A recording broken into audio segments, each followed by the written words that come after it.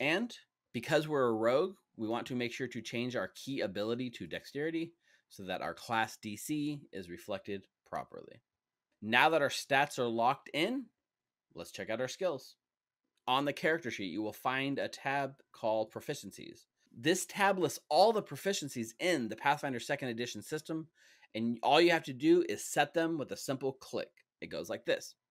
We can see already that Mukta has stealth because rogues get stealth by default, and thievery because of our thieves racket we chose. So, rogues get 7 plus int modifier skills with a 14 intelligence. That means we get 9 skills to choose on top of these ones that are already chosen for us. There's one more step here that you might not want to miss, and that is your backgrounds. As of this current build, backgrounds are not set automatically when they drag and drop.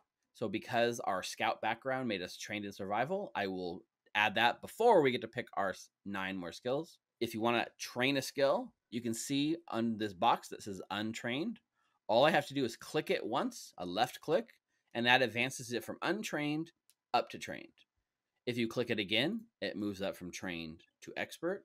And if you need to move it back one level, all you have to do is right click and it goes back down, in this case from expert back down to trained.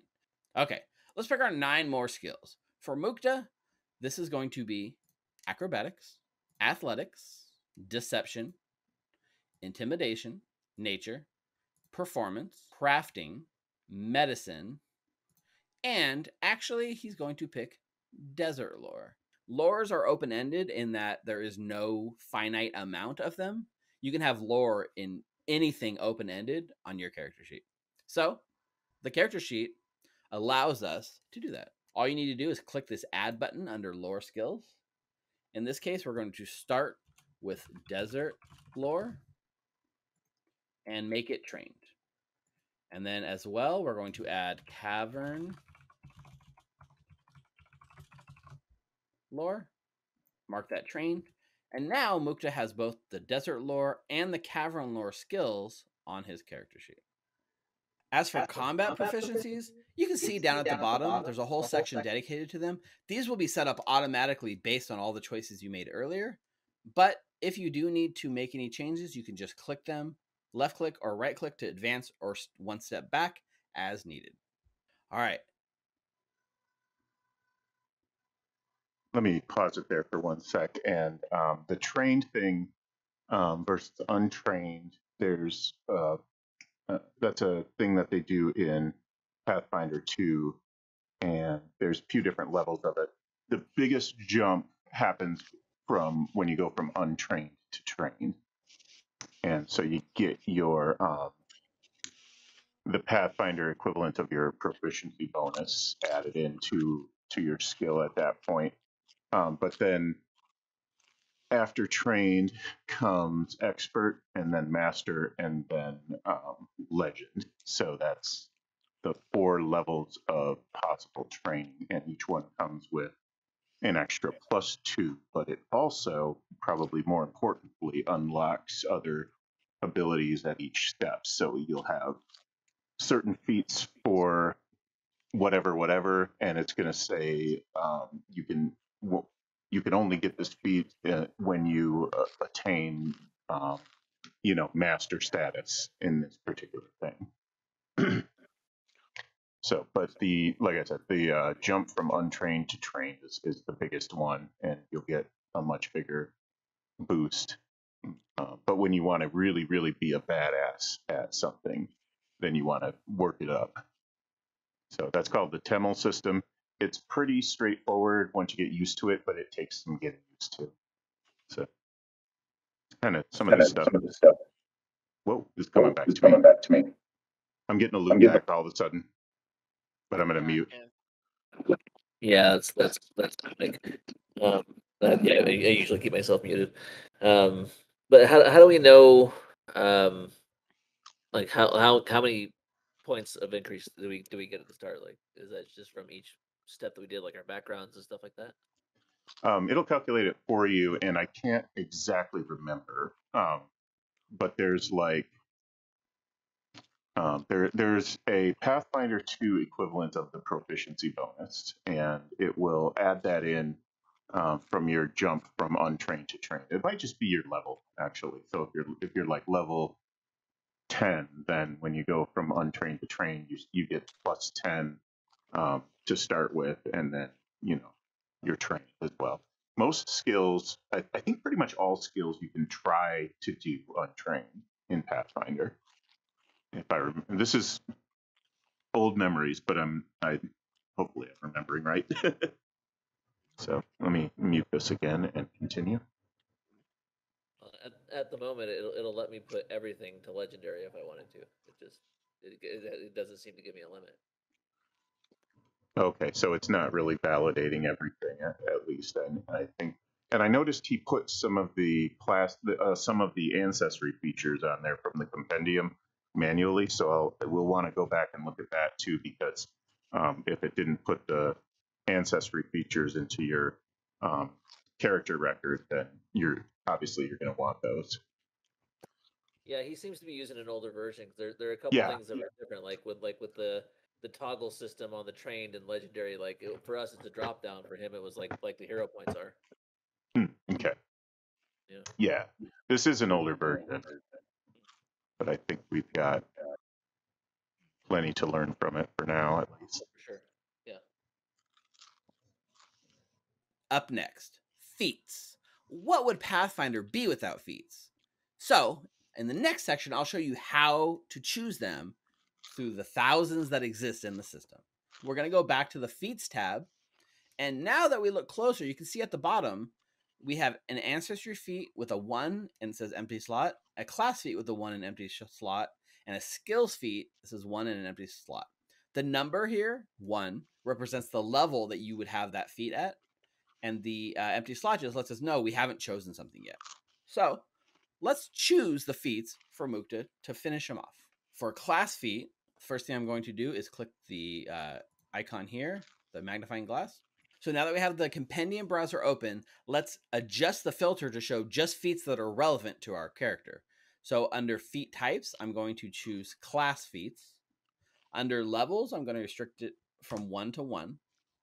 And under classes, since we're building a rogue, I'm going to choose rogue. So that gives us the following feats on the right-hand side. For Mukta, because he's got a very paranoid personality, he's going to take Trap Finder and drag that into his class feats section here. And now it's locked in and good to go. Now let's move on to picking our ancestry feat. So, like before, we're going to click the magnifying glass here to open the compendium browser. Under feat types, I'm going to select ancestry feats. Under levels, I'm going to restrict it 1 to 1. And under ancestries, I'm going to choose Ratfolk. Now we're going to get over here all of the Ratfolk feats that are applicable for my character at level 1. In this case, for Mukta, we're going to pick Warren Navigator. Spending time in the desert, he is very good at finding his way through caverns and mazes. And just like that, the ancestry feat is locked in. Next, we're going to pick our skill feat.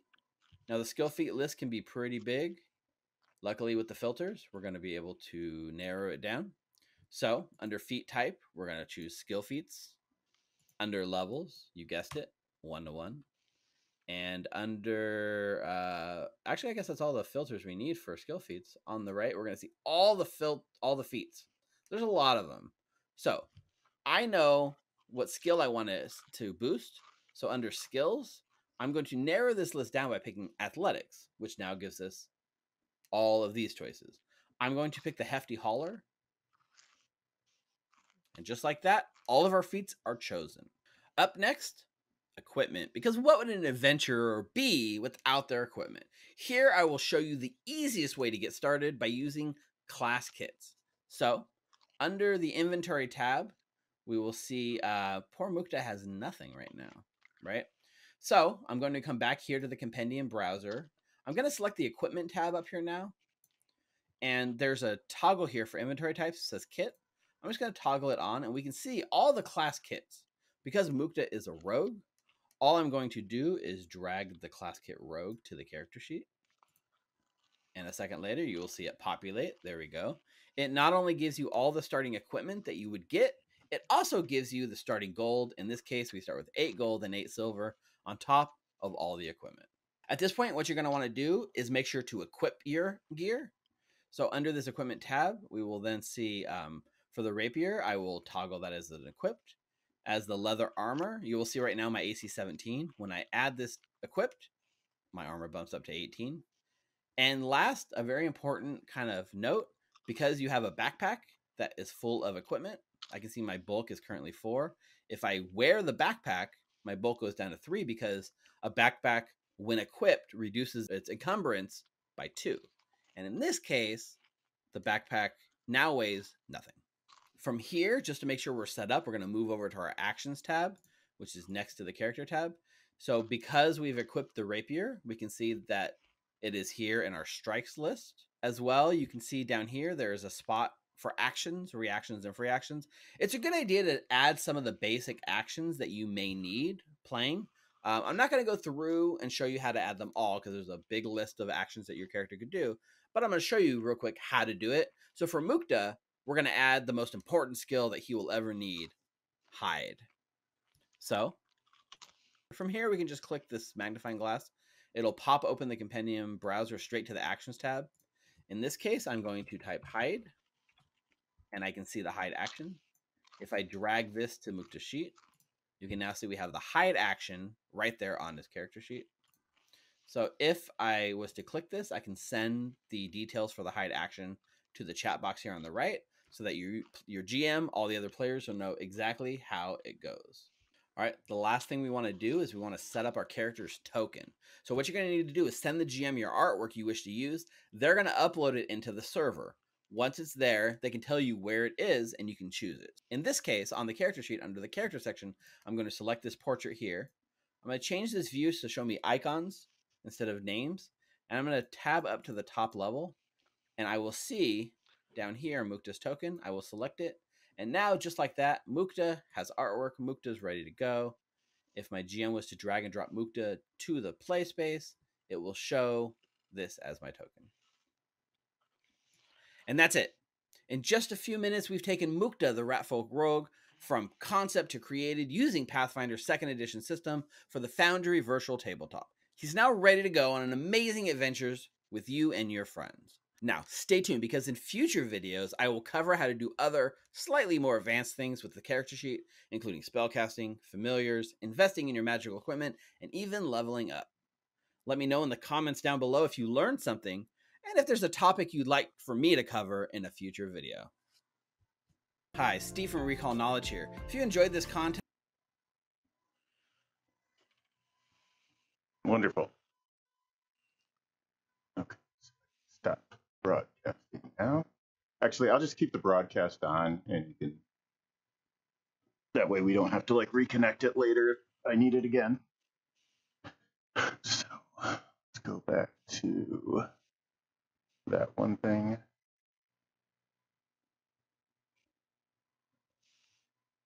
Okay, so I saw a lot of stuff. I'm gonna go to equipment and let's see. All right, so I should have compendium. I'll do a search for equipment. There we go. And okay, it's a little bit different than what he was showing, but it worked. I just went to the compendium, did a search for equipment, and then when the full list came up, I just typed in kit. And so I can go ahead and grab my rogue kit, and I should be able, yep, there it is. Boom. So that gives me gift, backpack, rope, water skin, chalk, flint and steel, rations, torch, bedroll, and soap. I can't find the gunslinger kit.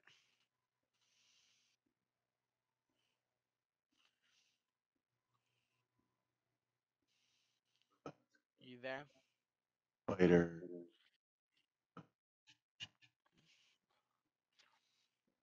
I see. Well, I see. Yeah, it looks like there isn't one, but I do see. I'm not sure why that is. Maybe they figured you were going to go with something else, and it's supposed to be obvious to us. But I do see a firearm cleaning kit, but it's probably not everything that you need. And that's the only thing I see. Let me type in, instead of kit, I'll type in gunslinger. See what happens. Nothing. Not a single hit. Okay. My guess would be, take a look real quick.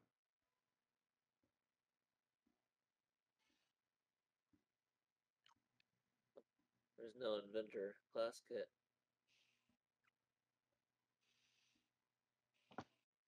So for your gunslinger, I'm going to guess you probably want either fighter or investigator or rogue, or maybe swashbuckler, but any of those work. And so inventor, I would probably go with Maybe alchemist. alchemist would work if you're kind of leaning towards the chemistry side of things. Investigator might be good.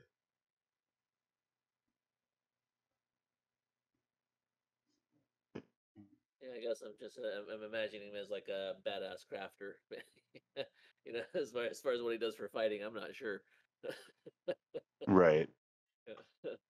The inventor I've never played or GM for. The alchemist, I know what they make a lot of splash weapons. Obviously, they make mutagens that can um, change your character's attributes and so on. And they have a lot of different little tricks up their sleeves. They've got a list of recipes that works like a spell book, and you can replicate a lot of the spell effects with your different mutagens and stuff. Hmm. That's cool. So I'm going to close the equipment. Yeah, I would say just choose something close if you don't see your class. What is an investigator?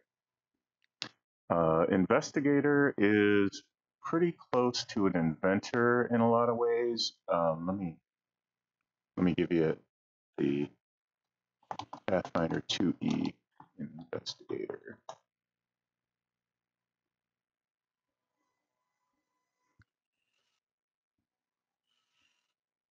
So Okay.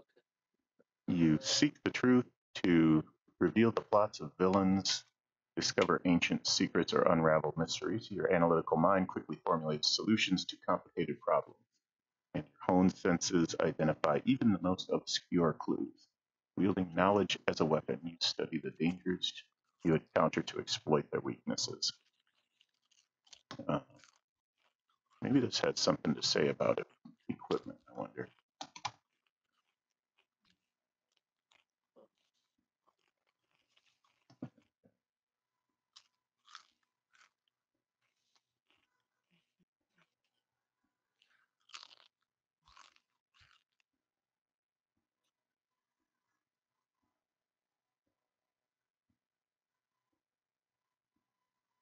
So, inventor. Yeah, I chose the investigator. Seems to. Oh, I don't know if I'm proficient with the weapons or not, but oh, okay. I guess we'll find out. Right. So, and I don't know how much of this is automated either. Like, I don't know if switching your class to investigator, like, revamps the whole character sheet to what it should be for investigator or not. I don't know. Huh. Okay.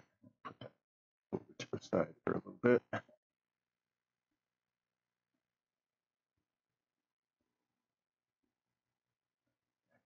Spell casting. I don't have any spell casting.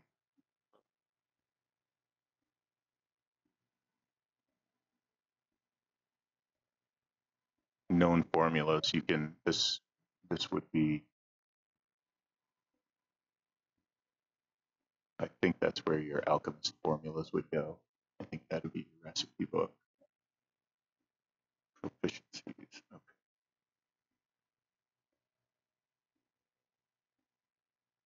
We'll come back.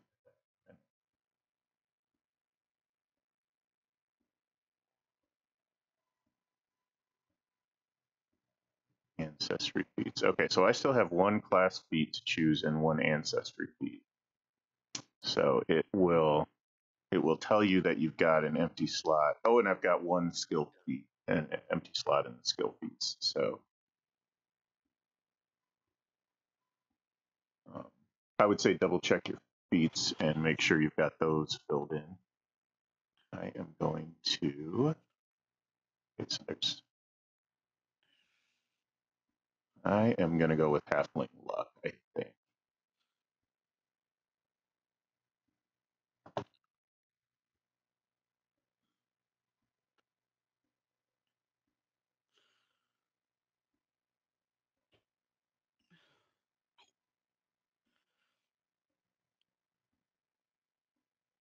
We're doing really good on time. We should be able to at least just try an encounter or something like that. As long as I can figure out how to unpause it.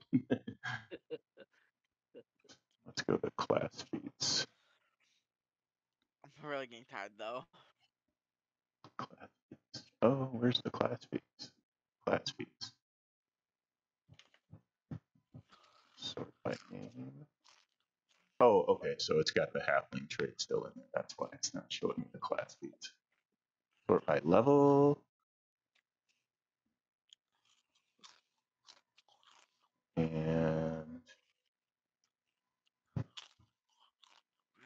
I do the rogue. Yeah. So I can put the rogue filter on it. There we go. Nimble dodge, overextending feint, plant evidence, trap finder, twin feint in your next.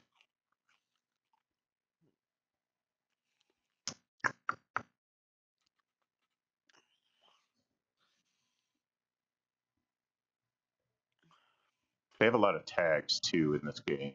You'll notice on some of these, like I'm looking at the your next feat right now, and it's tagged as emotion, fear, mental, rogue, and swashbuckler. And they do that a lot in this game. They're really into tags. So I guess it helps with when there's questions about like somebody wants to cast remove curse and there's a difference of opinion about what is and is not a curse. So they'll be typed so you'll know.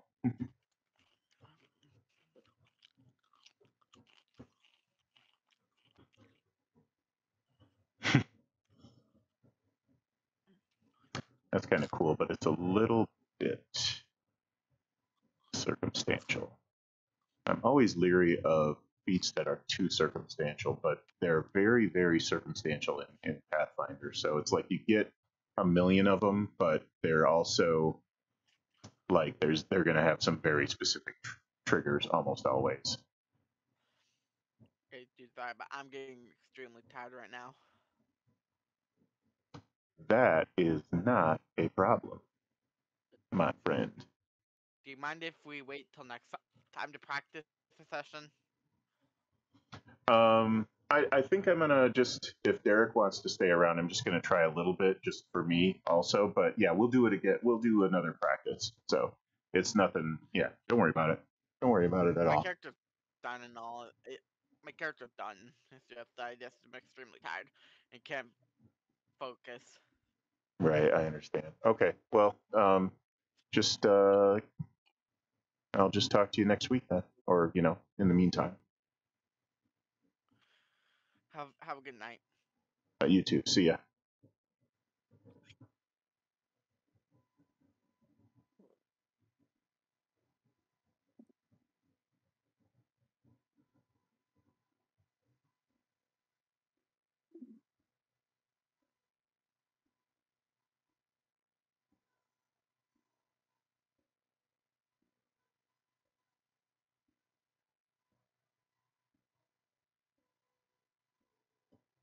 Okay, interesting. I tried to grab a class feat and it decided it goes into bonus feats.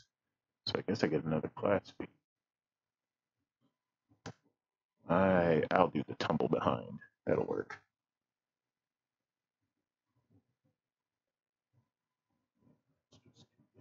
Stuff.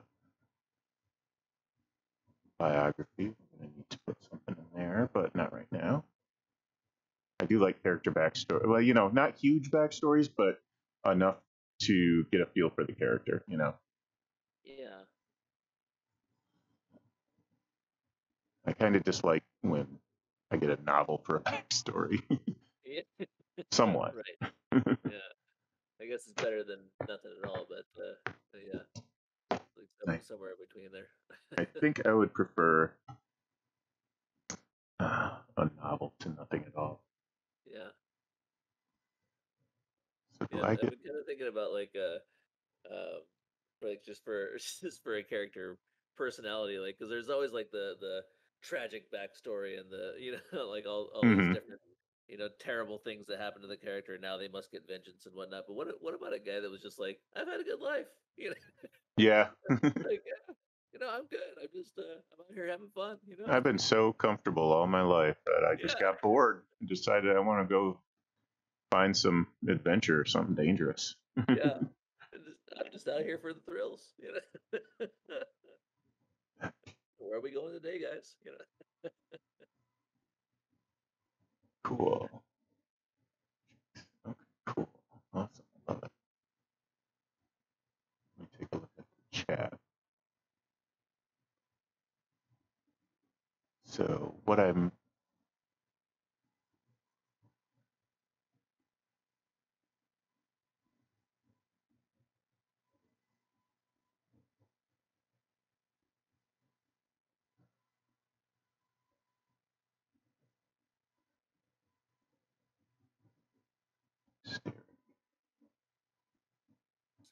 Some cool classes. Okay, I'm like, I don't know which one I want. there we go. That's a roll. And then you can just click damage. Okay, cool.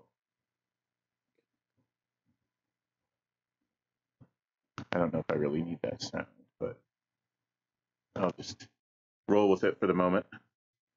So I have my audio console and all my fancy rig finally looping into back into Discord and Twitch, like the way I've been wanting to do it for a long, long time, but could not figure it out. Yeah. So the plan had been for like 2 years to have my I have a MacBook Pro laptop. It's really old, but it can run some like DJ software that I can use to play music. And I just figured this out, and my laptop, my Mac laptop, it just got water spilled on it like a couple of weeks ago, and it's out of commission right now. But I was, Those MacBooks are expensive too. yeah. The good news is it's really old, so I mean, Oh, wait. I got a lot of mileage out of it. I think I can fix it. I don't know how much I care, but I think I can fix it. But I'm gonna try. So I've got my drum machine hooked up to my mixer right now, and it's ridiculous because I bought this like months ago. We're way past the return window, and I just now opened it. So I'm glad it powered up. That's good news. So I'm gonna try and see if I can.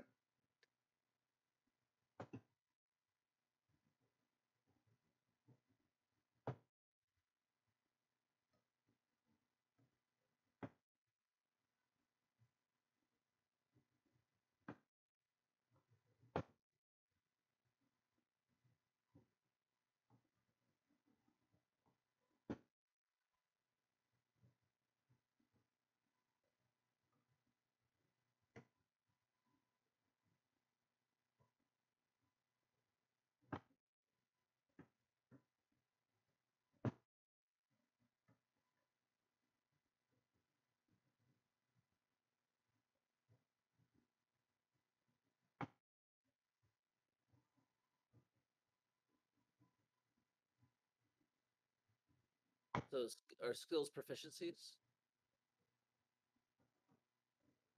Yes, that is. You got it.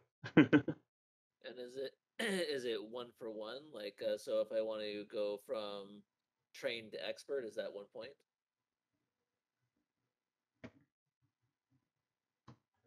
I think so, but there might be. Yeah. You know what? I think you're fine to spend a point on that. I think. If I'm wrong, then whatever. You've got a slightly more powerful character. I mean, can I go straight to legendary right now? No, you can't go straight to legendary. There's like minimum level requirements and stuff like that. Okay. You know, like what? So like expert is the most I can go at level 1. Is that fair? I believe that is the correct way to do it, I think. Okay. Okay. Cool.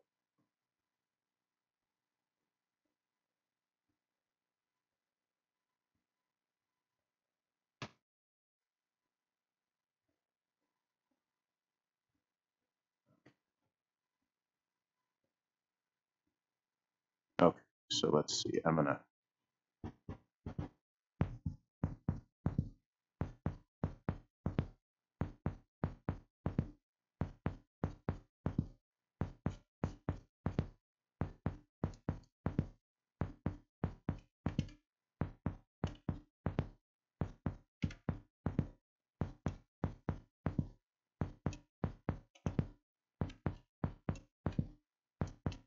My daughter at some point came through and decided to press every button on this console, and it's 24 channels, so it kind of it's a lot to kind of work out, but I finally figured it out.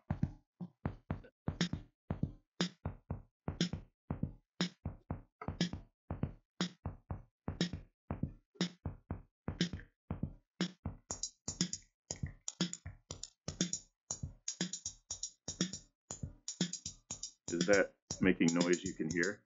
Yeah. Okay. Yeah, I can hear. I can hear the beat. Yeah.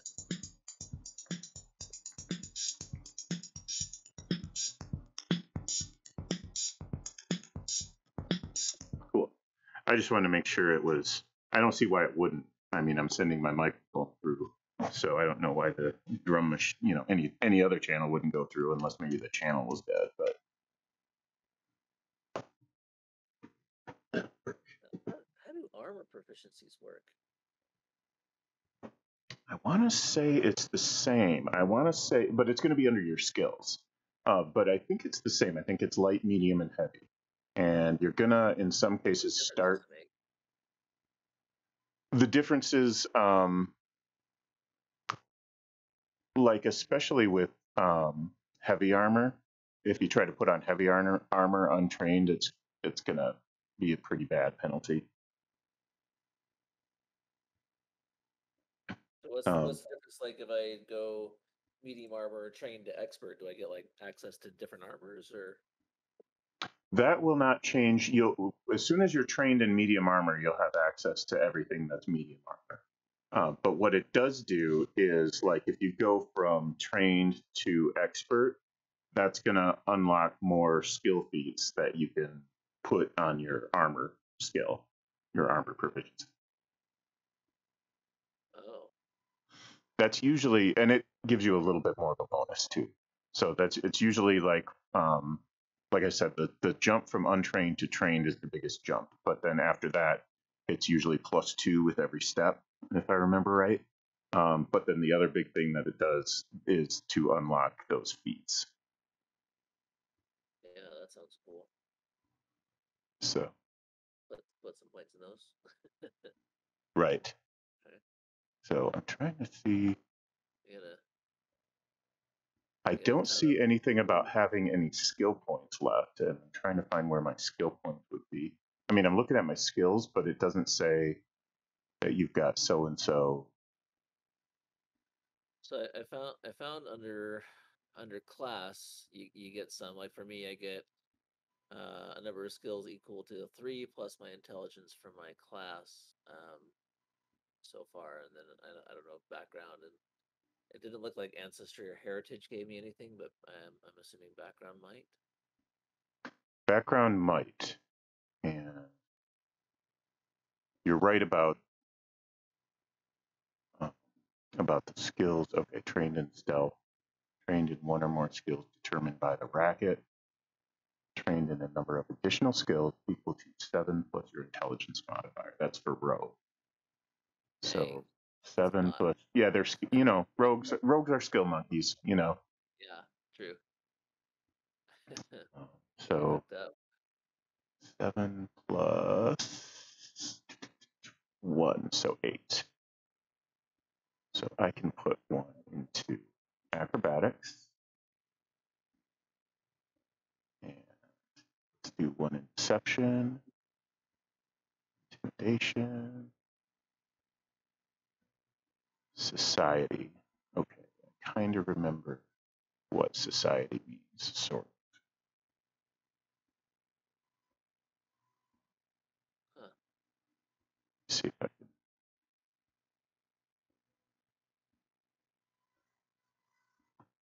Is there another section for skills? Because like so here under uh artisan, my background, it says I get the crafting skill, the guild lore skill, and the specialty crafting skill feat. I mean I know where my feats are, but where do I see skills? Is that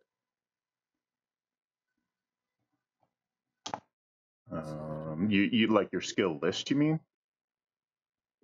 Yeah, because so it's like where would I see like a crafting skill and guild lore skill? Oh, okay. So they've got the crafting skill separated from the others. So that one is under a tab just to the left. That's just the hammer, and Yeah, I see the that's where you do crafting your separate. crafting. It doesn't it just says like toggle free crafting and then known formulas, and there's nothing listed. But it's like Oh, but like under my background it says I should as just a benefit of my background, you're trained in this in the crafting skill and the guild lore skill, and you gain the specialty crafting skill feat. But I just don't like how like what do those do and how do I find them? You know?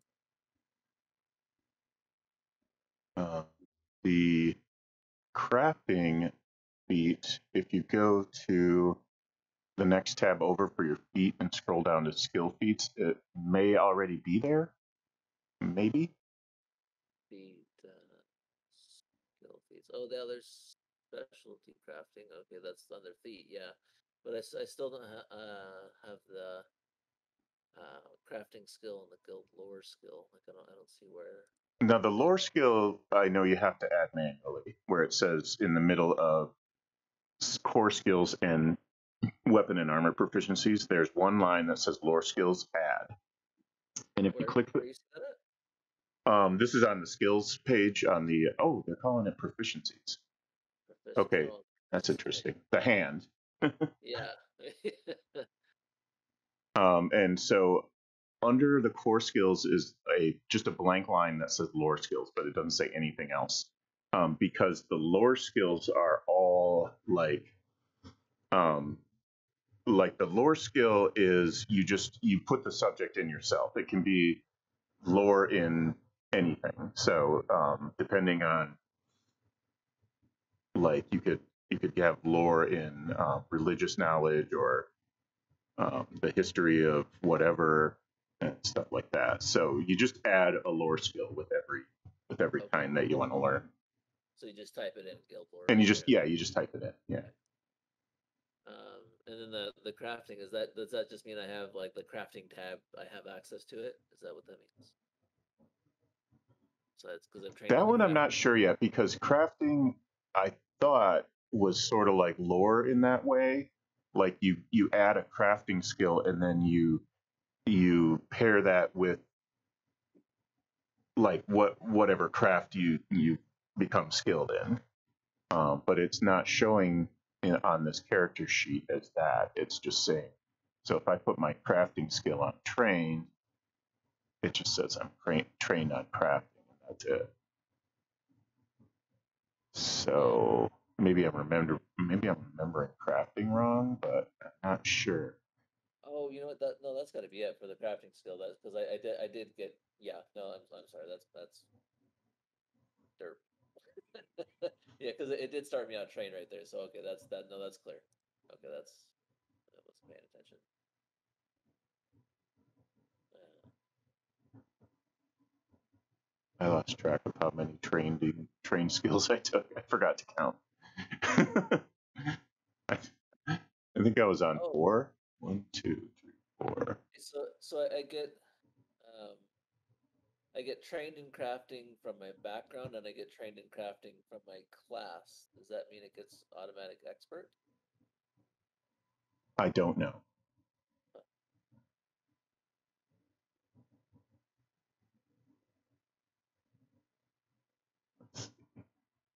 Why don't I go back to my? I'm going to go back to my core rule book here. Go to the skills chapter.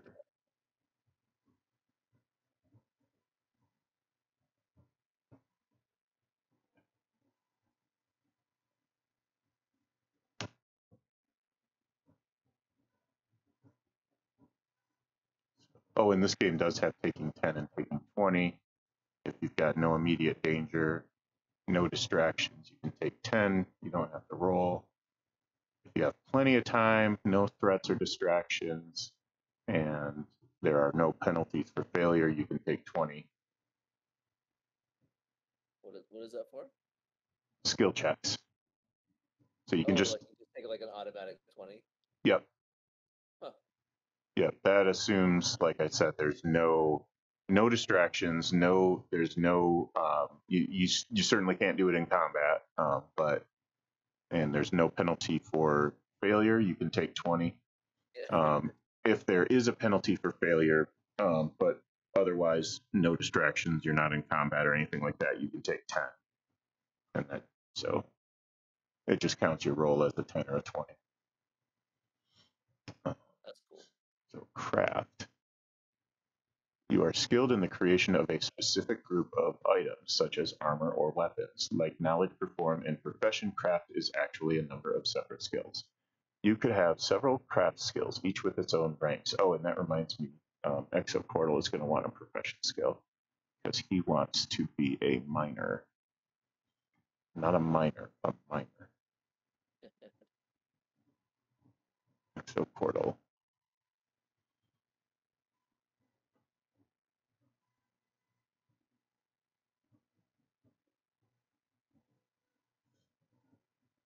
Yeah, there's no. Okay. I wasn't sure if I was missing it, but I'm not. There's no profession on this list of proficiencies either. So, got to figure that out still too. What do you mean professions? Yeah, Does that you mean? can have a profession, and I thought it would go under skills if I remember right. Maybe I'm not remembering the right place for it, but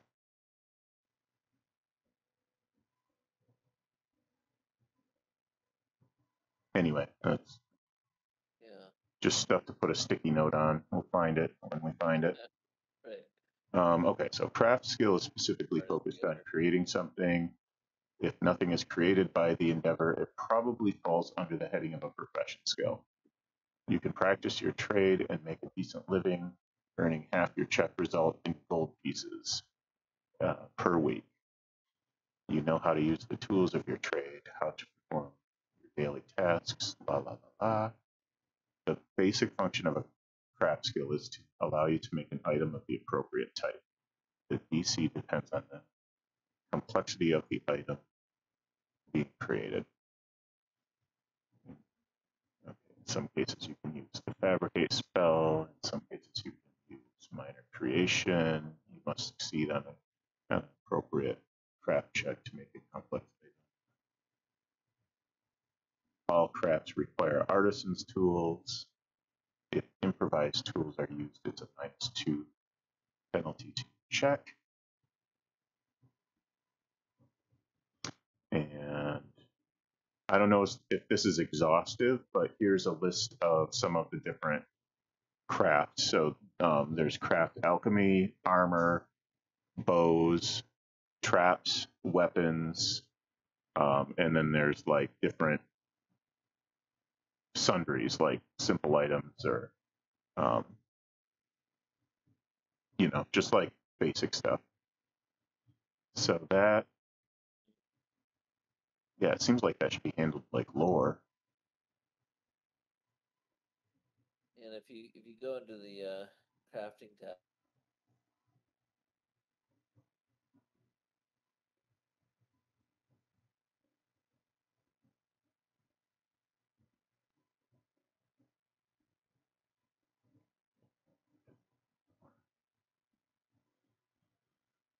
Okay, so just for a moment, I'll make myself trained on crafting. All it says is known formulas, which is the craft. That's like alchemical crafting. Yeah, Oh, there's like it's everything in there though. Yeah. it's handling it like, okay, it's handling it like, Yep. Like there's armor, weapons, all kinds of stuff. Yeah. and you can drop it in there. So there's hide armor. I'll drop a few. Now, buckler. Okay, so let's see if I can do this. So what if I want to craft a buckler shield? So I can click on that. I should get a roll, I think. Am I getting a roll? It's not doing anything. Common martial. One goal. Crap. Oh, okay.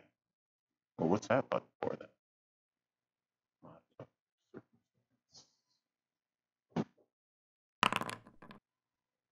Oh, and so I rolled a 12 to craft a buckler, which I failed to complete the item, and I can salvage the raw materials. I can try again, but I have to start over.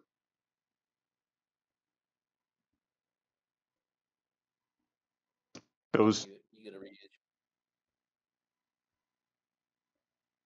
I can reuse the same material that says. Probably if it's a critical failure, something breaks, I'm guessing. Sure. So, and the way this game handles criticals is a little different too. It's if you if your like final modified roll is 10 under, it's a critical. More than 10 under the target, it's a critical fail. If it's 10 under to 1 under, then that's just a fail. And so if it hits or it's up to 10, that's a hit. And then if it's more than 10 over, that's a critical hit. If you Okay. roll a natural 1, you take the modified roll and figure out what degree of success that would be at, and you take that 1 degree down for the natural 1. So that could take a critical hit and turn it into a hit. If you roll a natural 20, you figure out what degree of success you would have hit, and you move it up 1 category. Yeah. So essentially, like if you're like way overpowered on something, you roll a 1, you could still hit them. You're still going to hit it, yeah. Yeah.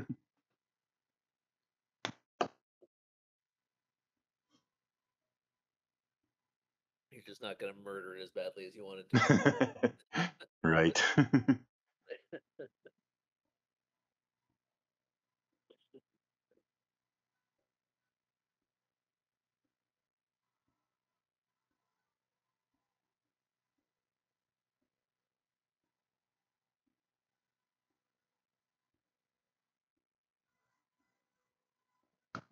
Just trying to remember.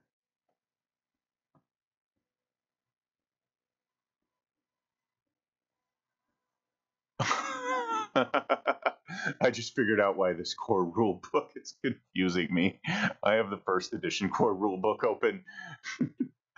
That's not going to work. That would be really confusing. Yeah. I'm like, what? I thought the wait, what? Yeah. Oh, oh, Nice. oh. Okay. So wait, let me double check. Okay. Yep, that's still the first edition core rule book. All right, let's try one more time. Third time's the charm. Campaign.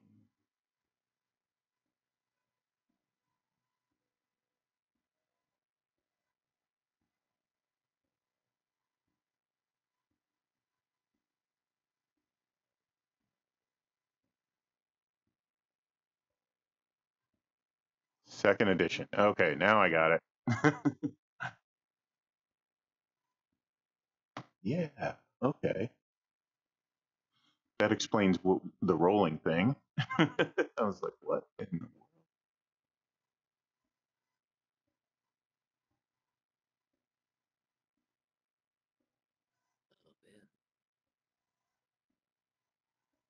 It's There's like a it's totally like D&D and at the same time completely different. You know, you know. the I think, the ins and outs are very different. So, oh, and what I said earlier, the generalist wizard really gets shafted in this game, in my opinion. If you want to play a wizard, you should play a wizard, but you should definitely probably be a specialist and not a generalist. And I would really lean on specialists that don't get like saving throws or counter spells or anything like that. So things like summoning or abjuration for buffing your party, stuff like that. You're going to have probably, in my opinion, a better time with a wizard than if you try to do uh, like an attacky kind of wizard, mhm. because you have to roll an attack for most of those spells, and wizards don't get the greatest attacks, and then they can save. Like a dex-based attack or something. Yeah, yeah, Oh shit, and so it'll be a melee attack or a missile attack depending on the spell. that's terrible. And yeah, and so it introduces a lot more chances for failure than I think, Yeah, than pretty much it seems to me like any other class really has. So it doesn't seem like, but like I said, if you're going to play a wizard, and you lean on something that doesn't have that, then you'll be fine. yeah. A summoner wizard actually sounds like a lot of fun. Right? Yeah, the summoner wizard would be fine. You would not have to worry about every other spell failing. Yeah, yeah, that'd be so annoying. All right, let's try to get. That's kind of funny because blaster wizards are like probably the most overpowered thing in D&D. Just ruin everybody. Yeah, well, of course, the older versions of D&D were like the wizard would start out at a very, very low power level and Yeah. could be taken down really, really easily. So Oh yeah. you Yeah. generally, Like I think, you if you make it past level 10, it's like you earn those last 10 levels of like just it's not easy. no. Because the first 3 levels, it's like you got magic missile and a sling. Right, Good luck. You know, right. and like 4 hit points. You know, have a good time with that. Hmm.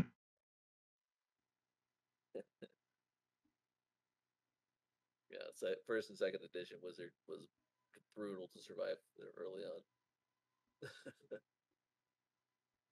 So, and the other class roles were really tightly wound too in those games. Like you needed the martial classes there to keep the front line away from your casters, Yeah, so they could cast their spells, and you wanted your rogue, your thief, to get in position to backstab. yeah, yeah. I think it was tougher to backstab in the old rules too, because it's not because now like in V, if the fight if they're engaged in combat with somebody, then you can get your backstab, you know. But in Mhm. the old rules, it was like you had to be And like there's a few other conditions where you can get your sneak attack too, but in the older rules, the facing of the combatants was a factor. So in the current version of the game, ever since 3E, there's been no facing. It's just 360-degree facing. They did away with facing. huh. Yeah, it makes it a like in some ways I like the new Rogue better, and in some ways like Yeah, the old Rogue better because I miss that then in 2E you got that like your Rogue's got that table of like all the different Rogue skills that kind of went up like percentage based that so you had like all these cool skills that you had to like in your kit yeah, yeah.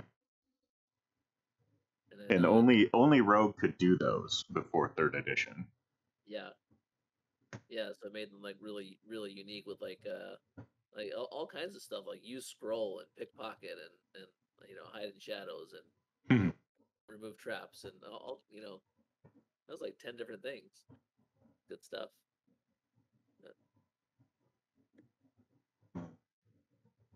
I'm just looking at some more skills here.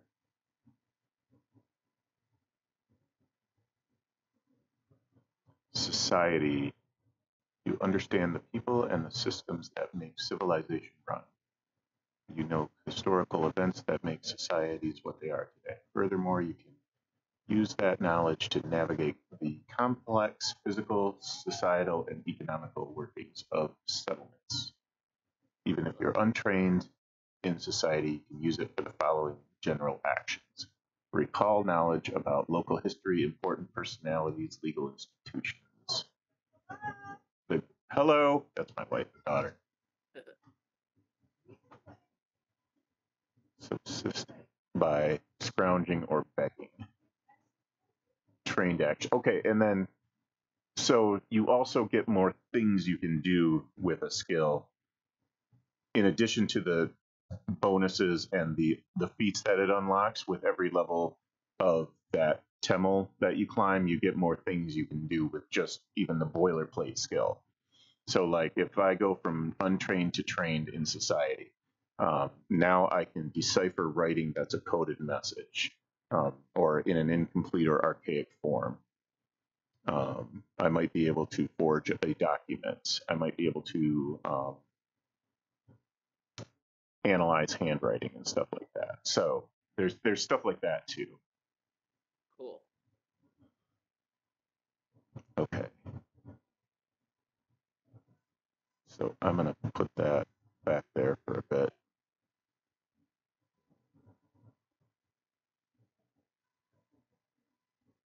So Pathfinder, no wait. Foundry BTT, how to unpause.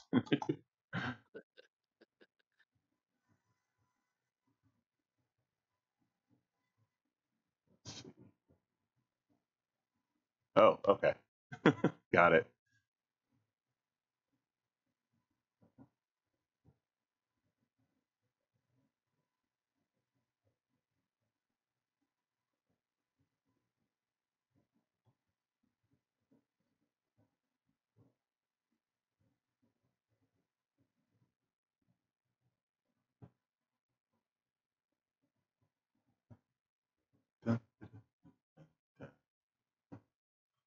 Okay, so when I change pages, it does not bring you with me.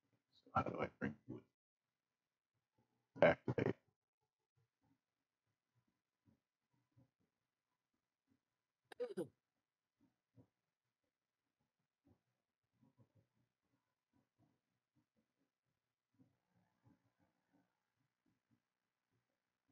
Pull to scene. Okay. So that should move you over to the map that I'm on now.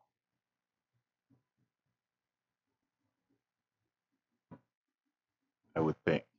Except that it didn't. Oh, okay, there it goes.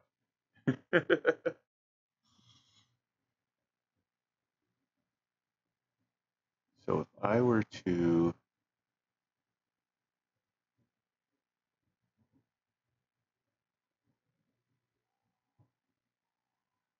I don't know if this scrolls with cool. Okay, so that's helpful. So I can move the map around the same way as roll 20. So are you seeing that, like where I'm clicking and that little blue arrow is appearing? No, I was reading stuff. Oh, that's okay. That's okay. Don't worry about it. Windows up. Well, so right now, yeah, looks like a map starting to come up. Cool. And if you take your character, we don't have a token yet, but if you take your character and drag that character onto the map from the list of actors, that will give you an icon that you can Just left click, drag. left click drag, yeah. So, and then there should be some stuff I can do with. Not let me do it. if it's like Roll20, it's going to be really, really finicky about where you click. So try click dragging on the face specifically, and if that doesn't work, try click dragging on the name specifically. See if that does anything for you. Otherwise, maybe it doesn't let you do it. Maybe it only lets the game master do it. Yeah, I think. Did you drag another one on there? Yep. So this one's you. We haven't given you a token yet, so it's just generic right now. Yeah, sure. And so you should get. Yeah. So it uses line of sight. So there will be like black parts that you can't see into.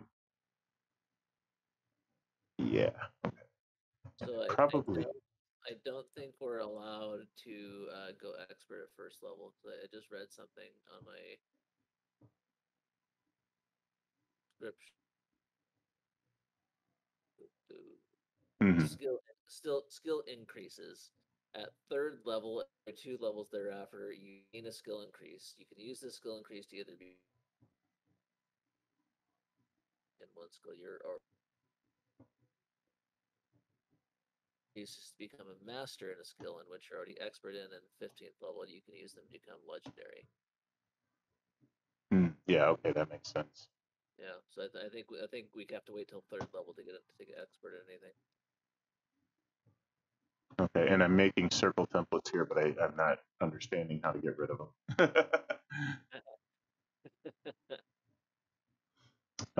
Let's grab us a beastie. Let's do the old goblin test. There's got to be a goblin on this map somewhere. I thought I just saw one.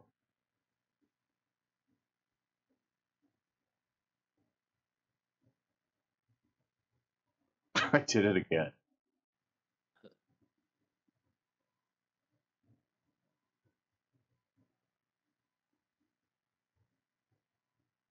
Ah, cool.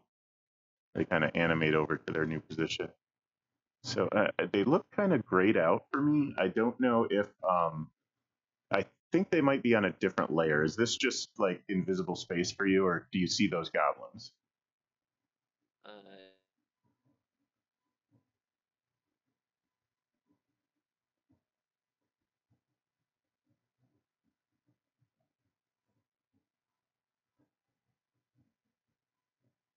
Status, toggle visibility.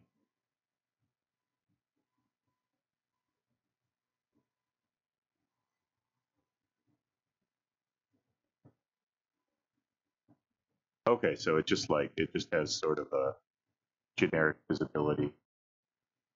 There's probably some layers. So I do a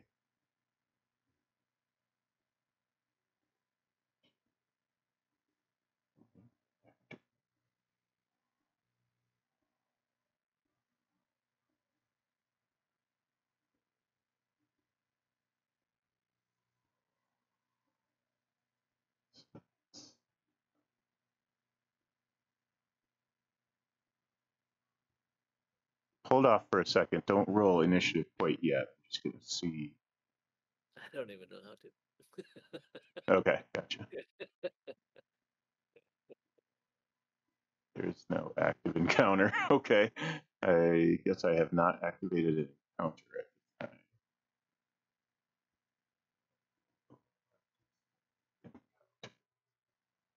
So encounter tracking, tracked resource. Yep.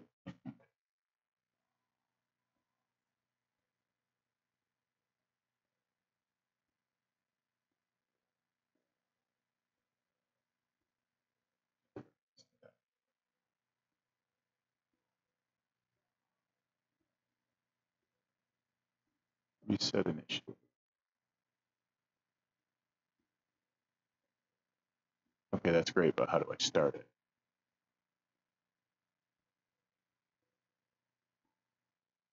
Encounter 1 of 1, not start. Yeah, I know. I can configure it. I can link it to the scene. I can reset the initiative. And then there's a gear, edit configuration. It does not start it. I don't see any clear place to start. Oh, there it is. It's miles away on the bottom right of the screen. They are, ooh, man, they're pissing me off with that shit. Like, they're putting the buttons I need like 25 miles away. Like, oh, I'm trying to start an encounter. Let me go upstairs so I can click on the start encounter button. Hang on. Yeah, be right back. No problem. Yeah. So if they'll let me, so I think it'll let me initiative now. Actually, I need a quick break too. Type it. Roll it. So does this.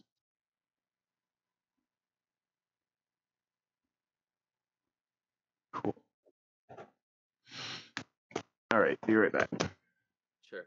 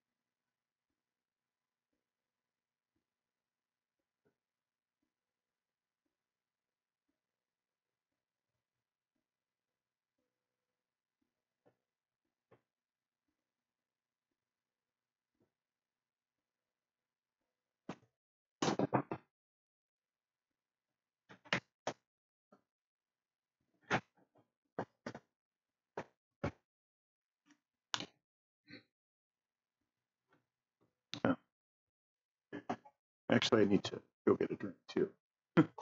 Be right back again. No worries.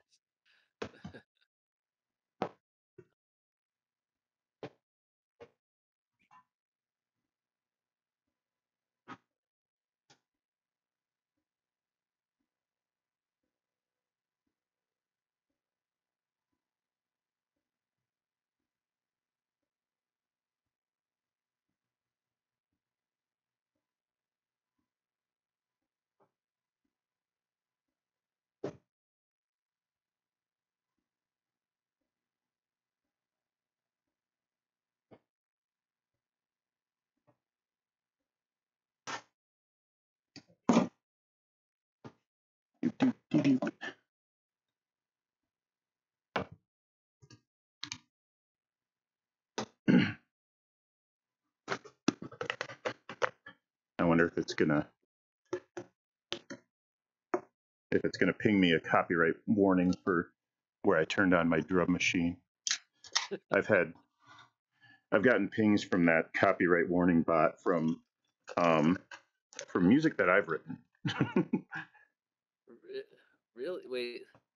So you're not allowed to play music over these BTTs at all? Oh no, If it, you are. You if it's can do that. But I mean, that's way too much of a task for human beings to monitor. So they have to program bots to watch for like music that you don't have the right to broadcast like that. So right, which you would know, be pretty much if it's written by anybody but you, right? no, there's a lot of public domain music and stuff like that that you can use. There's a lot of stuff that you can buy. I think I got some with this build of this adventure that will be built into my jukebox that I can just play and it's okay to stream it.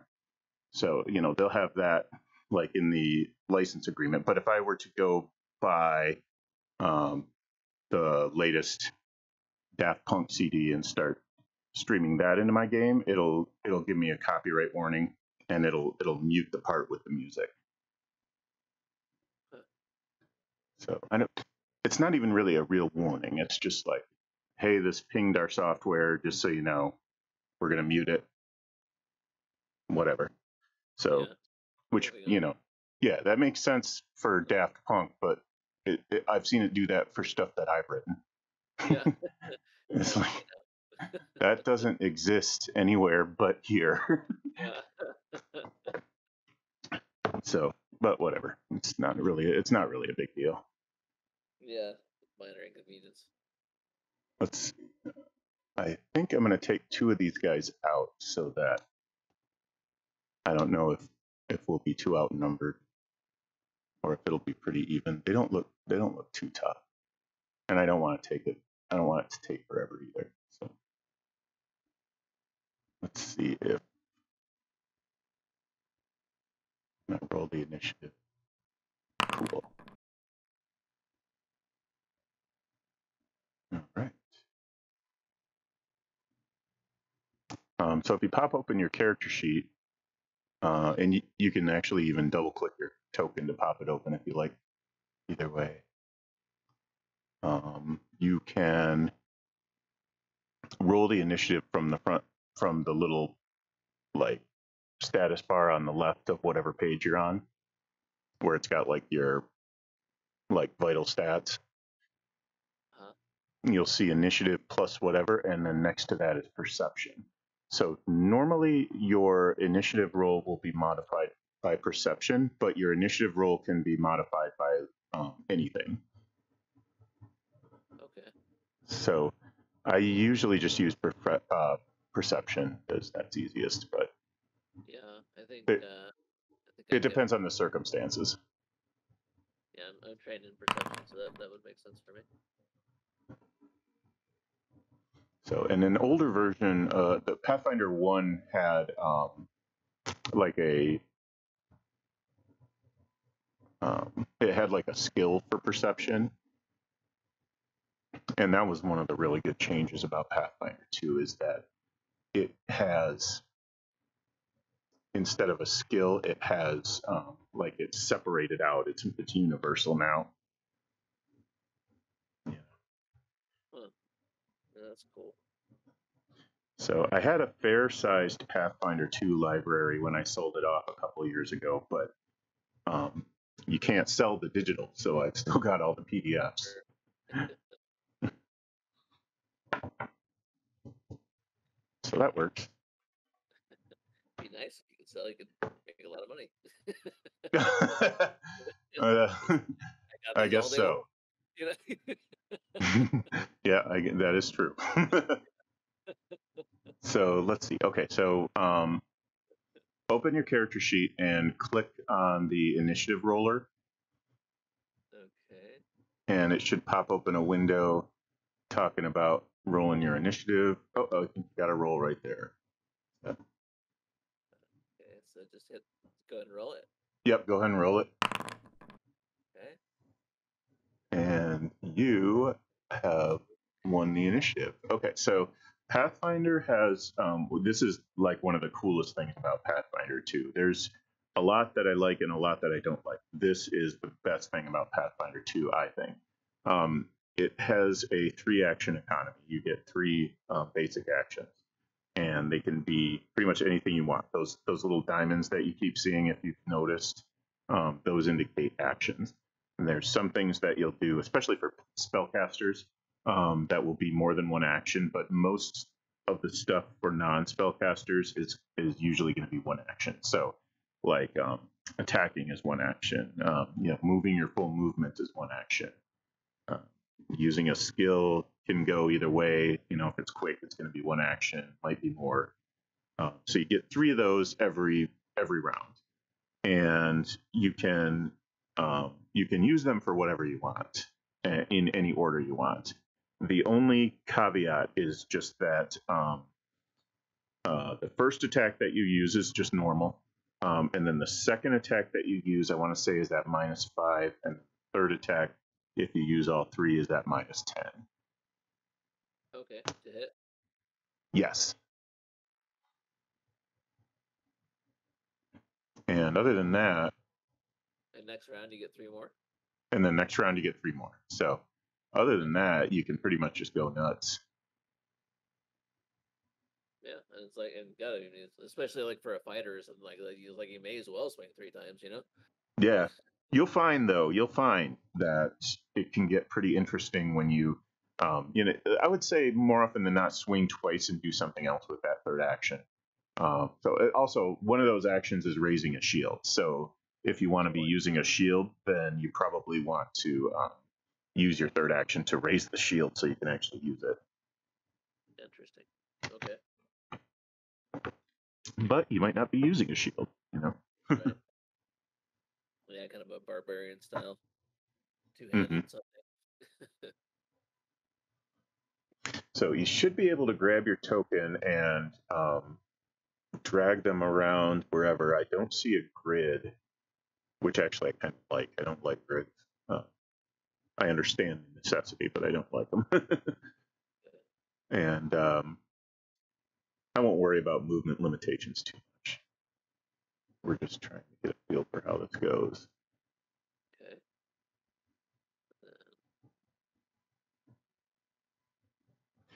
So How do I make an attack? the attacks might be under your actions. So that's the second tab over. And you've got encounter, exploration, and downtime actions. So that's kind of nice. And you've got different strikes, like I think everybody will have unarmed, and then you'll have whatever weapons you might have. All right, I'm gonna try to make a melee attack because I don't know how to use all my other stuff. I'll just keep it simple for now. Cool. See what happens. Should be fine. Yeah. So when you click on that, you should get. So you hit a. Oh, you rolled a natural 20. You hit a 24. Nice. So I'm pretty sure that's a critical hit. So you can roll critical damage on that one. Really? Right over to the other end of the extreme. Like yes. Oh. Okay, let's see if these are linked. Oops, that was the AC, not the hit points. Okay, so if I close that. Okay, cool. They're not linked. Sometimes in Roll20, until I learned how to watch my instances, if I changed the hit points on one token, it would change them on all the tokens for all the goblins that were in that encounter. Huh. Oh yeah, I guess I get more attacks here, right? So I guess. Yep. So you moved. You took one attack. You have one more action left. Oh, okay. So moving is one action. Got it. Okay. Cool. Yeah, moving up to the extent of obviously your. Okay. We'll try that again. See what happens. And a 22 hits. It's not your day for damage though. But at least they're all hitting. So this guy's got 3 arrows in him, and he's probably kind of pissed off. Oh, is that hitting with my crossbow? Oh, no. Oh, it was Well, short this sword. says okay. Well, this says short sword, but then the icon down here. Okay, the icon just means piercing. Oh, nice. Okay, got it. So short sword is piercing. Interesting. Yeah, short sword is stabbing. Short sword is like a really big dagger, kind of. Okay.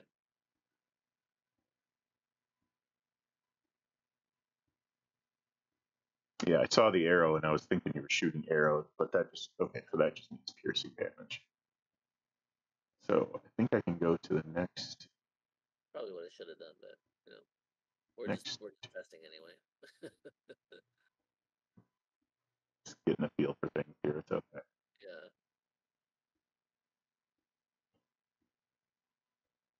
I'm gonna activate vengeful anger, and then I will give my short sword a stab. So he is going to answer your short sword with some more short swords. Make sure it's right. And he will hit a armor class of 9 with a natural 1. So that either critically missed or it critically missed.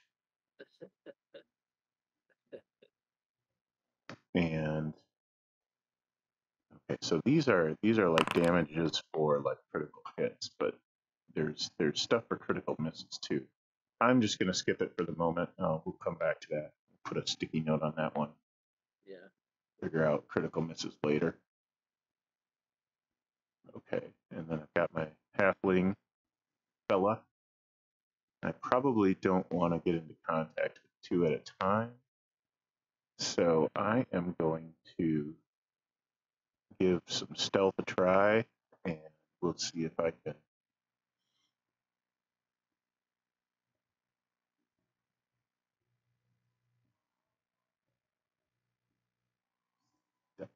Okay, and this should be 1 action.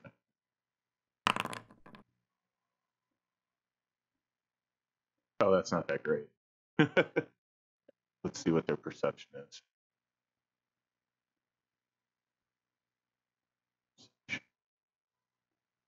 Weaknesses. Where's the perception? Oh, there it is. Okay, yeah, I did not pass their perception. So that is not going to be a sneak attack. That will be a garden variety attack. Oh, so So you have to roll stealth and try to get a sneak attack like that. Is that how that works? that is, if I'm remembering right, that's one of the ways that it works. It's not the only way. Okay. And hopefully I'm remembering right. But you know, we'll see. Yeah, we'll figure it out as we go. Now I want to attack, and I should have. There's my dagger, so I'm going to give him a stab, and that's going to be a hit for 7 damage, and that will drop him. So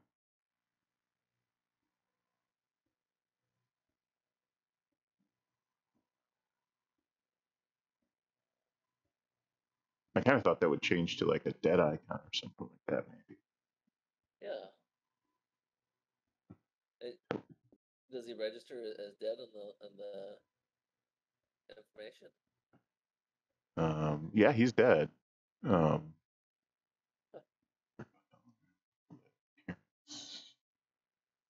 Does it, like, when you click on him, do you get like a stat block for him? yeah, but when you double click on him, yeah. Yeah. Assign status effects. Oh, that's tiny. Oh my word.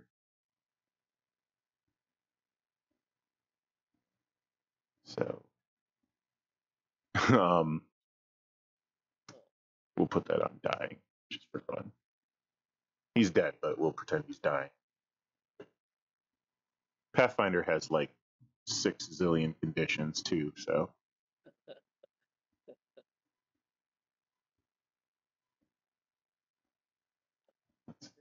All right, so now I've used 1 action for my attempt at stealth, which failed. And I've used 1 action to strike with my dagger, which did not fail.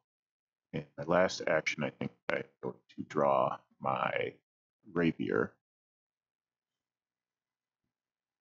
So that's ready. And the Mythlit is going to throw a dart. And this one's coming at you. That hits a 18. I don't know if that hits you or not, but if that hits, you get 1 point of damage. Yeah.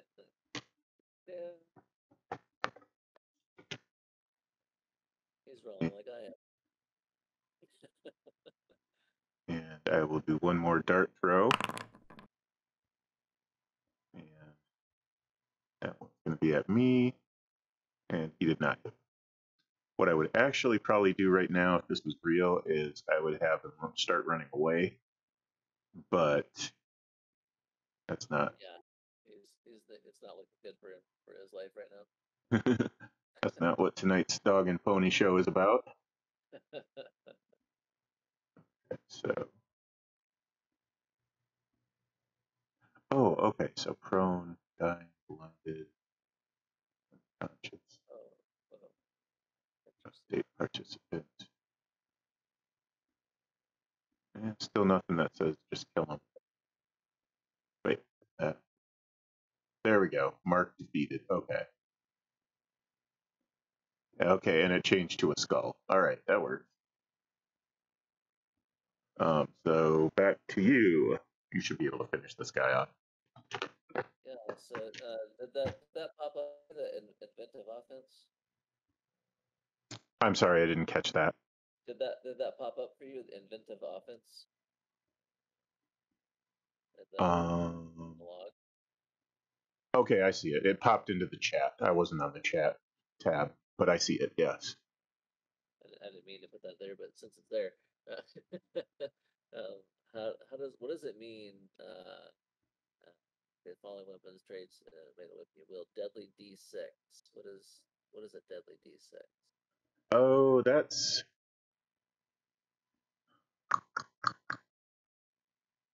so there's different types of damage, like disarm, non-lethal, stuff like that. These are different traits, and I don't remember. The deadly trait might give you better crits, if I remember right, but let me Pathfinder 2E deadly traits. Deadly. Deadly. On a critical hit, the weapon adds a damage dice of the listed size. Roll this after doubling the weapon's damage. This increases to 2 dice if the weapon has a greater striking rune. We'll get into that later. So, for example, a rapier with the deadly trait deals an extra d8 of piercing damage on a critical hit. Okay. Yeah, so it makes your crits harder. They do more damage. Oh, hey, you're a gnome and I'm a halfling. I didn't even catch that at first. And we're fighting goblins, so it's all the battle of little people. Yeah.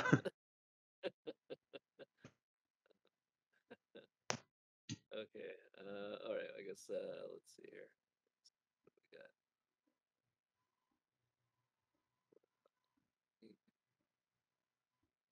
Still not quite sure on how to get rid of these circle templates. Select targets. Okay, interesting.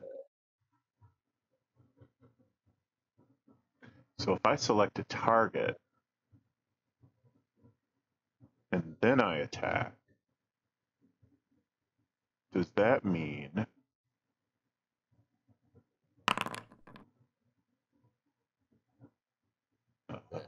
17 hits, but not critically, for 3 damage?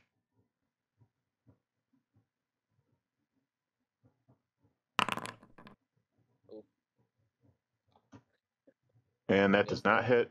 Yeah.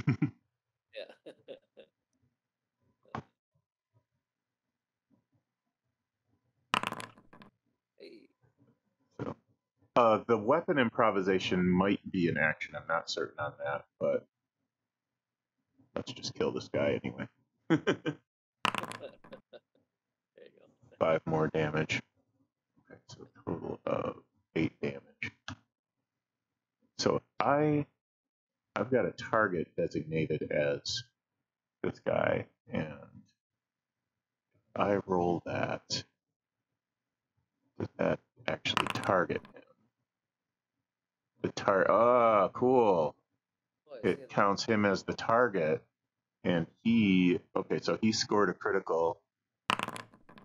Will it take those hit points off automatically? That'd be kind of nice. Dang, you wrecked them. Oh, you got your sneak attack on it too, huh? That's not what I meant. No, that's just a crit. Oh wow. And so the rapier has that deadly trait. So you put the critical hit is doubled. There's the 2 times the critical the regular roll, and then you add a d8 to that because of the Oh because crap. And if you in the right conditions you could have gotten sneak attack on top of that. yeah, I could have. Nice. So, but it does not seem to be really doing anything to the. It does at least list the armor class when you do your strike. So, and it tells you if you got a crit. So that's kind of nice. So I was hoping it would take the hit points off too. Maybe it does, and I just haven't figured out how yet. But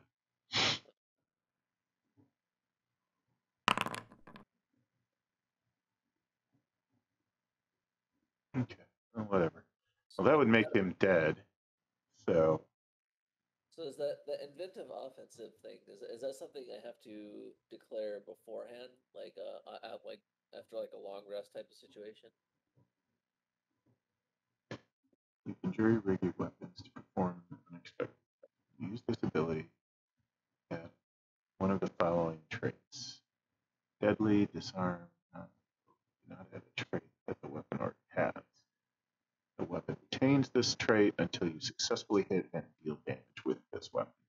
The weapon retains this trait only while you wield it, and you can only have one weapon modified at this time. I don't think you do it after a rest. I think you just do it on the fly. I think you just do it like you did. Like when we start combat, you're going to say, okay, I'm going to use my inventive offense on my short sword or whatever. Oh, okay. And then could I does it take an action or something? Well, it seems like it should, but it'll usually say that it'll show the icon for an action Yeah. if it does. Well, if you read down a little further, it says if you have expert proficiency in crafting, you can use this feat as a 2-action activity.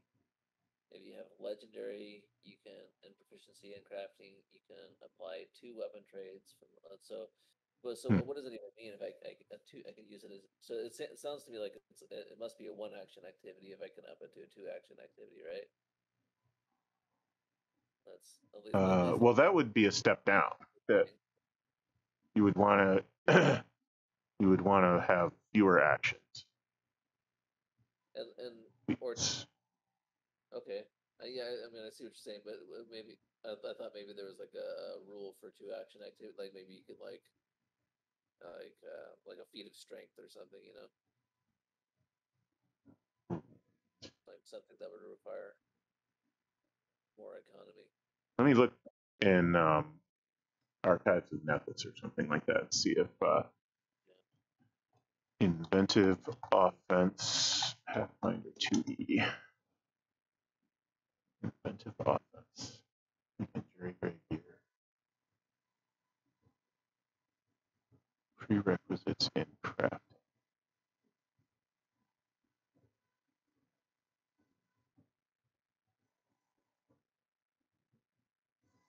Oh, because it's a skill feat. Right. Okay. It's not a combat feat. It's a skill feat. You would apply that when you're using the crafting skill.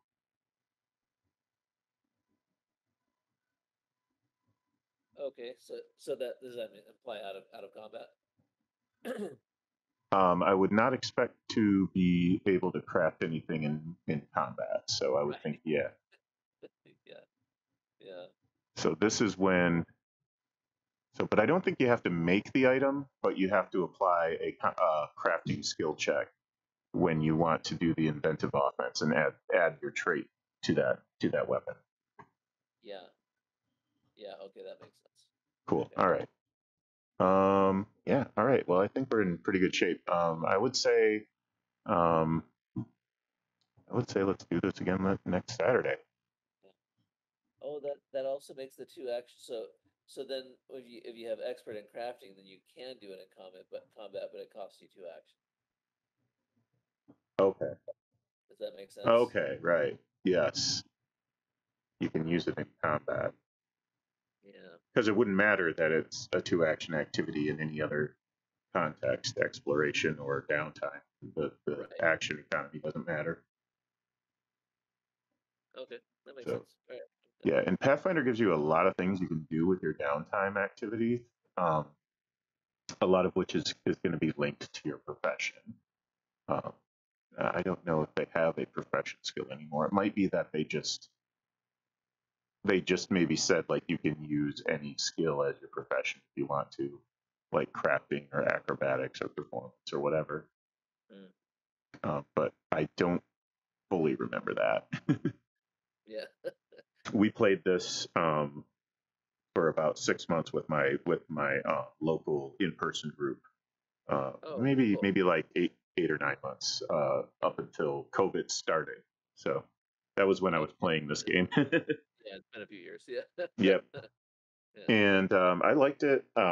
There was things I liked about it. There was things I didn't like about it, but it's pretty good. It's worth playing with. Oh, my daughter's coming down. She will probably be paying us a visit most nights when we're playing. She likes to come down and say hi. Yeah, that's all right. How old is she? She is 8. Oh, cool. That's cool. Hi. Did anyone hear that? Yeah, they can hear it. Okay. So we're about to wrap up anyway. I was gonna say, I'll shoot again for next Saturday. I might have another session here and there between now and then, but we'll shoot again for next Saturday. Cool. We can talk about it, but we can shift the time to a little bit earlier if you want. Oh, you getting your paints?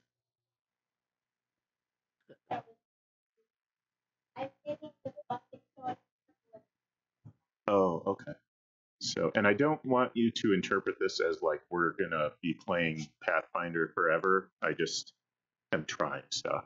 So, but I do imagine that you guys would like to do an actual adventure at some point soon. So, we're gonna try to do that too. Yeah, and for me, I'm not, I'm not. I mean, I'm like crazy busy. I'm in the middle of a move and all kinds of shit. Oh I'm not yeah. Hi again. until March. Yeah, But moves will do it. yeah, my life is a little crazy right now. But yeah, I mean, yeah, it's if we start the adventure, then I'm in, and if it takes a couple extra weeks, I'm not heartbroken. Cool. Yeah. All right. Well, we'll get into an adventure or two here, and then. But I also want to use this opportunity to try some other games. I want it to be like, I want to grab onto this opportunity and branch out. So maybe Rifts or Savage Worlds would be something to check out too. Do you have all the Palladium books? Oh, I don't think anybody has all the Palladium books, but I've got enough to play with for a while. Me. I mean, I've got Me. So, I have a bunch of PDF. Oh, nice. Yep, And we could. I could like email them to you or something, you know. Cool. We could do. There's Rifts. I also. They don't make Teenage Mutant Ninja Turtles anymore, but I actually cut my teeth on Teenage Mutant Ninja Turtles when I was 12 years old, and I was just getting started. So, and then there's also like there's Savage Worlds, there's Call of Cthulhu. But anyway, yeah, I think you get the idea. I just want to try some different stuff while everything is upside down. Yeah. Honey, why don't you go upstairs and I'll be up there in a few minutes, okay? Audrey. I've got like just looking through right now. I would like I've got like I don't know 10 or 20 like just Teenage Mutant Ninja Turtles books. All right. Yeah. I love that stuff. All right. Well, I'll be in touch. So, and I'm really glad Foundry is working out so far. So far, so good. Yeah, We can make more tokens pretty easily too. I just didn't really get that far, so it doesn't have to be the generic faces. Oh yeah. I mean, again, I mean, we just figuring everything out as we go. Everything, So yeah, I think this is a cool like get our feet wet kind of a session. So yeah, it was good. Wonderful. Cool. And I got a introductory adventure with the Humble bundle that I got. I'll be up there in a minute, honey. Just give me a minute. They gave it's all fully configured into Foundry already. So all I have to do is just navigate between the scenes, and the monsters are already in place and stuff. So that'll help. That'll help a lot too. That'll help move things along. So, but anyway, I digress. For sure. All right. Well, thank you, sir. Right on. Likewise, and we'll talk to you soon. Yep. See you next Saturday, man. Yep. See you next Saturday. See you, buddy.